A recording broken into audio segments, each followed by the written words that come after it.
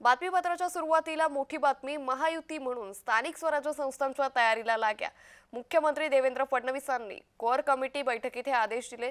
स्थानिक पातळीवर महायुती म्हणून चर्चेला सुरुवात करा। भाजप शिवसेना राष्ट्रवादी म्हणून एकत्र लढण्याची तयारी ठेवा। गरज भासेल तिथेच वरिष्ठ पातळीवर चर्चा केली जाईल। तर मुख्यमंत्री फडणवीसांनी भाजप नेत्यांसोबत चर्चा केल्याचं सध्या पाहायला मिळतंय। त्यामुळे एकंदरीतच महायुती म्हणून एकत्र लढण्याची तयारी ठेवा असं मुख्यमंत्री देवेंद्र फडणवीसांनी स्पष्ट केलेलं आहे। तर गरज भासेल तिथेच वरिष्ठ पातळीवर चर्चा केली जाईल असं देखील यावेळी मुख्यमंत्री म्हणाले।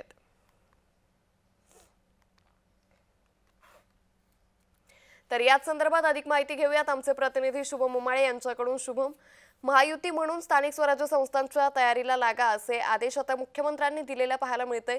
एकंदरीतच महायुती म्हणून भाजपची रणनीती पुढे जाताना दिसून येते।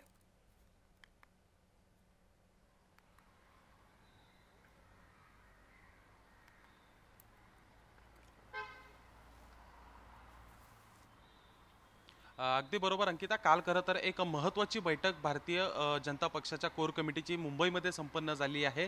मुख्यमंत्री देवेंद्र फडणवीस यांच्या अध्यक्षतेखाली ही एक महत्त्वाची बैठक जी आहे ती काल झालेली आहे, ज्यामध्ये महत्त्वाचे जे जिल्हे आहेत महाराष्ट्रातले त्या जिल्ह्यातलं भारतीय जनता पक्षातून प्रतिनिधित्व करणारे जे महत्त्वाचे लोक आहेत ते या बैठकीमध्ये उपस्थित होते, जे कोर कमिटीचे देखील मेंबर्स आहेत। आणि त्यामध्ये असा त्यांचा निर्णय झालेला आहे की महायुती म्हणून एकत्रित पुढे जाऊयात आणि महायुती म्हणूनच स्थानिक स्वराज्य संस्थांच्या निवडणुका ज्या आहेत त्याला सामोरे जाऊयात। म्हणजे अर्थातच येणाऱ्या महाराष्ट्रामधील येणाऱ्या आगामी स्थानिक स्वराज्य संस्थांच्या ज्या निवडणुका आहेत त्याच्यामध्ये भारतीय जनता पक्ष, शिवसेना एकनाथ शिंदेची आणि राष्ट्रवादी काँग्रेस पक्ष अजित पवारांचा हे तिन्ही पक्ष जे आहेत सोबत जाताना दिसून येतील।